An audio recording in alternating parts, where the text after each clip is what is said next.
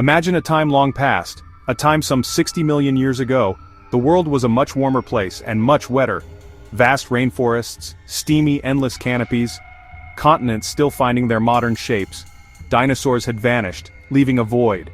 Into that void nature experimented with size, the Paleocene epoch, life finding new forms. In the sweltering jungles of what is now Colombia, a true titan was born.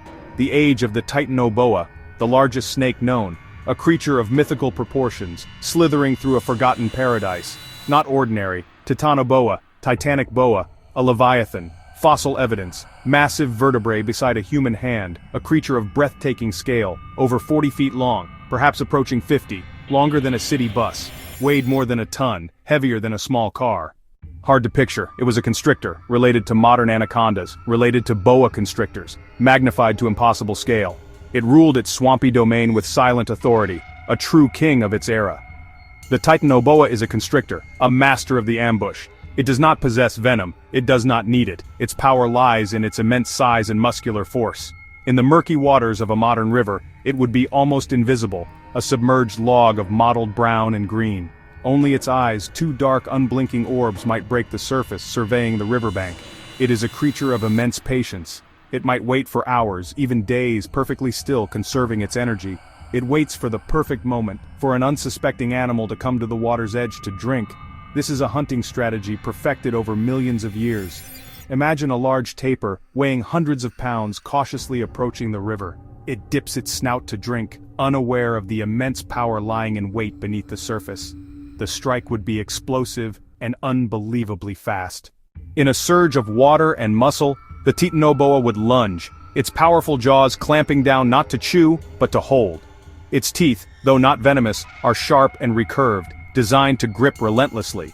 The initial shock would be immense, but the real battle has only just begun. The snake's immense body would then coil around its prey with astonishing speed. This is where the true power of the Titanoboa is unleashed. The coiling is a precise and deadly process.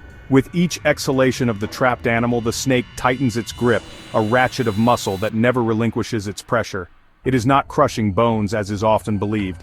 Instead, it is a battle of circulation. Unconsciousness comes within seconds, and death follows swiftly. It is an efficient, overwhelming display of raw, biological power, a force of nature in its purest form. After the hunt, comes the feast. The Titanoboa, like all snakes, would swallow its prey whole. Its jaws are a marvel of engineering, capable of unhinging to accommodate an animal far wider than its own head. The process is slow and laborious. It would drag its massive meal to a safe, secluded spot to begin the long process of ingestion. A meal of this size, a large tapir, a caiman, perhaps even a young cow from a nearby farm, could sustain the snake for months. The reintroduction of a predator of this magnitude would send shock waves through any modern ecosystem. Local animal populations would be the first to feel its impact. Creatures that have long held the top spots in the food chain would suddenly find themselves relegated to the status of prey. In the Amazon, the mighty jaguar, a formidable predator in its own right, would be no match for a fully grown Titanoboa. An encounter between the two would be a brief and brutal affair. The serpent's sheer size and power would be an insurmountable advantage, rewriting the hierarchy of the jungle overnight. The behavior of other animals would change dramatically. Deer, capybaras, wild boar becoming far more cautious, especially near water sources. The riverbanks, once a place for drinking and foraging, would become zones of extreme danger. We would likely see a shift in their daily patterns, perhaps moving to drink only in large, vigilant groups, or seeking out smaller, shallower streams where a giant predator could not easily hide. The first confirmed human encounter with a living Titanoboa would be a global media event. But for the person on the ground, it would be a moment of pure, primal terror. Imagine a farmer in a remote South American village, checking on livestock near a river. He notices one of his cattle is missing. As he scans the water's edge, he sees something impossible. A shape in the water so vast, so unnatural, it defies belief. It is the serpent, digesting its enormous meal, lying low in the shallows. The realization of what he is seeing would be a chilling, life-altering experience, a glimpse into a prehistoric world of monsters. For indigenous communities living deep within the rainforests, the Titanoboa might not be a complete surprise. It could be the living embodiment of ancient legends and myths passed down through generations, stories of giant river serpents, spirits of the water. Its physical reappearance would be a confirmation of their ancestral knowledge, a powerful and perhaps terrifying spiritual event. The reaction from the wider world would be a mixture of fascination and fear. Sensationalist headlines would scream of "monster snake attacks, killer serpent on the loose." This would inevitably lead to calls for it to be hunted and destroyed, driven by a natural human fear of large predators. While the Titanoboa is a creature of the swamp and jungle, our modern world is one of relentless expansion. It is, honestly, inevitable that the snake's expanding territory would eventually brush up against the edges of human civilization. Manaus, in Brazil, Iquitos in Peru. A large, hungry Titanoboa, drawn by the scent of food or the warmth radiating from asphalt and concrete, could find itself navigating a landscape of storm drains, canals, suburban backyards.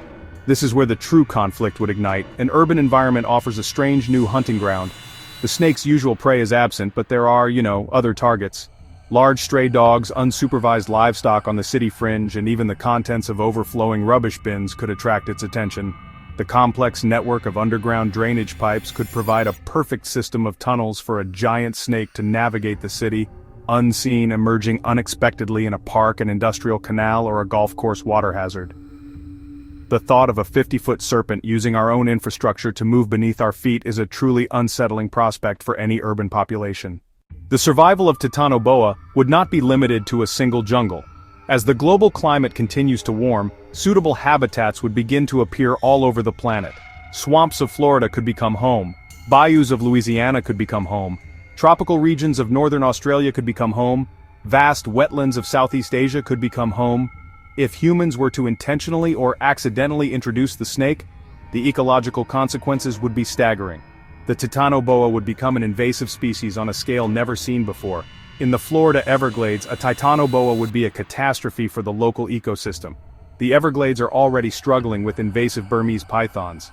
The giant snake would not just compete with the pythons, it would likely prey on them. It would also be more than capable of hunting the largest alligators, completely upending the established food web.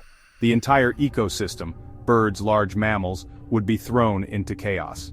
The introduction of such a dominant predator would trigger a cascade of extinctions and ecological imbalances that could take centuries to stabilize. The Titanoboa would become a factor in geopolitics, in urban planning, and in conservation worldwide.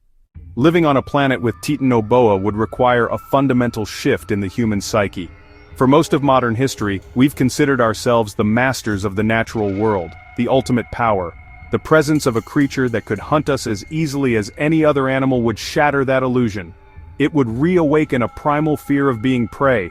This psychological impact would be profound, forcing us to view the wild as a realm where other, greater powers reside. Technology would play a huge role in managing coexistence. We would develop sophisticated tracking systems, satellite tags, drone surveillance to monitor known snakes. Early warning systems would be installed around populated areas bordering their habitats, seismic sensors, infrared cameras to detect a snake's approach.